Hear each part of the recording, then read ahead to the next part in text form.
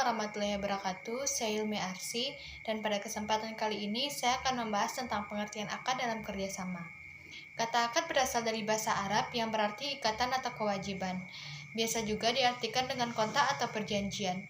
Yang dimaksud kata ini adalah mengadakan ikatan untuk persetujuan. Pada saat dua kelompok mengadakan perjanjian, disebut dengan akad, yakni ikatan memberi dan menerima bersama-sama dalam satu waktu. Kewajiban yang timbul akibat akad disebut dengan ukut. Pengertian akad menurut bahasa, sebagaimana dikemukakan oleh Syahid Sabik yang artinya, akad berarti ikatan dan persetujuan. Akad menurut Hasbi As-Siddiqi bahwa pengertian akad adalah mengumpulkan dua tepi atau ujung tali yang mengikat salah satunya dengan lain hingga bersambung. Lalu keduanya menjadi sepotong benda. Akad juga suatu sebab dari sebab-sebab yang ditetapkan oleh syara, yang karenanya timbullah beberapa hukum.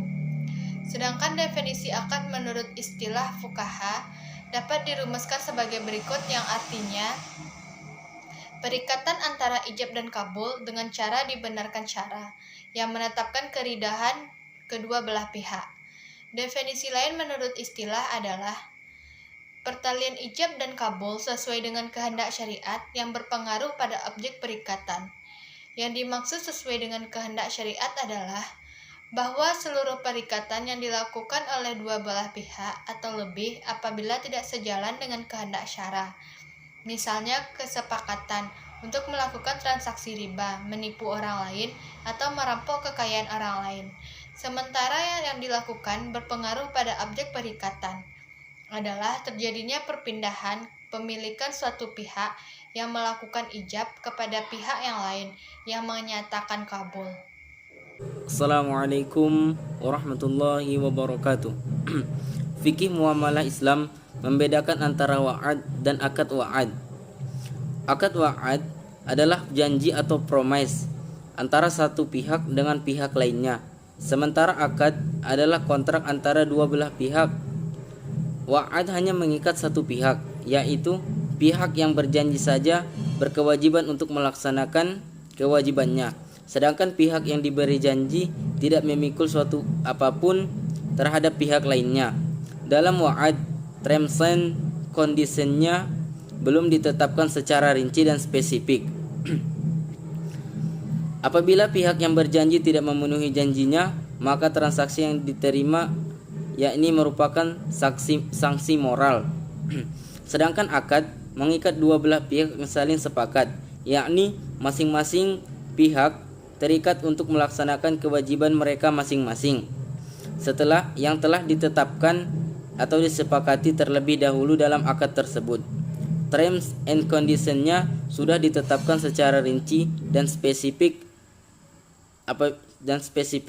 Apabila salah satu atau kedua pihak yang terlibat dalam kontrak itu tidak memenuhi syarat atau kewajibannya, maka mereka menerima sanksi seperti yang telah mereka sepakati pada akad tersebut.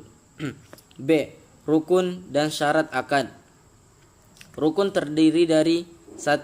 Sighah atau ijab qabul, merupakan suatu ungkapan yang menunjukkan suatu kerelaan kesepakatan dua belah pihak yang saling melakukan kontrak atau akad dengan syarat sebagai berikut. A. Adanya kejelasan maksud daripada kedua belah pihak. B. Adanya kesesuaian ijab dan qabul. C. Adanya pertemuan ijab dan qabul berurutan atau bersambung. D. Yakni dalam suatu majelis. 2. Akid. Pihak yang melakukan transaksi tersebut adalah pihak-pihak yang melakukan transaksi atau orang yang diberi hak atau diberi syarat sebagai berikut. A. Ahliyah. Ahliyah yakni kecakapan dan kepatutan dalam melakukan transaksi. Biasanya mereka yang ahliyah ini jika sudah balik, mumayyiz ataupun berakal. B. Waliyah. Waliyah ialah hak dan kewenangan. Hak dan kewenangan seorang yang mendapatkan hak legalitas syar'i untuk melakukan transaksi atau suatu objek tertentu. C. Ma'qud alaih atau objek transaksi. Saya, Feni Widiani, akan melanjutkan kembali presentasi tentang syarat-syarat objek transaksi, yaitu sebagai berikut. Yang pertama, objek transaksi harus ada pada saat akad. Yang kedua, objek transaksi harus berupa harta yang diperoleh untuk transaksi. Yang ketiga, objek transaksi bisa diserah terimakan saat terjadinya akad atau dimungkinkan di kemudian hari. Yang keempat, objek transaksi harus suci, tidak terkena barang najis atau barang yang najis. C. Unsur-unsur akad dalam kerjasama. Di dalam fikih muamalah, untuk terbentuknya akad yang sah dan mengikat harus dipenuhi oleh rukun-rukun akad dan syarat-syarat akad. Yang pertama, rukun-rukun akad. Rukun-rukun akad sama maksudnya dengan unsur-unsur akad. Rukun-rukun akad dimaksud dengan unsur-unsur yang membentuk sesuatu, sehingga sesuatu itu terwujud karena adanya unsur-unsur tersebut yang menjadi bagian-bagian yang membentuknya. Terbentuknya akad karena adanya unsur-unsur atau rukun-rukun yang membentuknya. Menurut ahli-ahli hukum Islam kontemporer, rukun yang membentuk akad ada 4. Yang pertama, para pihak yang membuat akad. Yang kedua, pernyataan kehendak dari para pihak. Yang ketiga, objek akad. Yang keempat, tujuan akad. Tujuan akad tersebut adalah tambahan ahli-ahli hukum Islam modern yang merupakan hasil ijtihad ahli-ahli hukum kontemporer dengan melakukan penelitian induktif dengan disyaratkan tidak bertentangan dengan syarah. Yang kedua, syarat-syarat akad.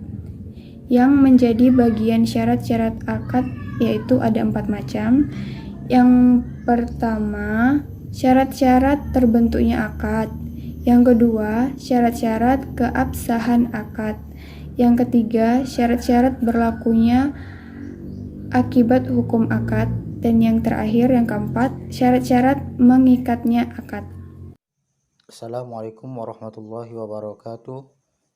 Materi selanjutnya akan saya bacakan tentang akad kerjasama mudharabah, musyarakah atau syirkah. Mudharabah berasal dari kata dorob, berarti memukul atau berjalan. Pengertian memukul ini atau berjalan ini lebih tepatnya adalah proses seseorang memukul kakinya dalam menjalankan usaha. Secara teknis, al-mudharabah adalah akad kerjasama usaha antara dua pihak, di mana pihak pertama atau sahibul mal menyediakan seluruh atau 100% modal, sedangkan pihak lainnya menjadi pengelola. Keuntungan usaha secara mudharabah dibagi menurut kesepakatan yang dituangkan dalam kontrak. Sedangkan apabila rugi ditanggung oleh pemilik modal selama kerugian itu bukan akibat kelalaian si pengelola. Seandainya kerugian itu diakibatkan karena kecurangan atau kelalaian si pengelola harus bertanggung jawab atas kerugian tersebut. Mudharabah dapat berupa mudharabah mutlaqah atau mudharabah muqayyadah. Dan materi selanjutnya, syirkah.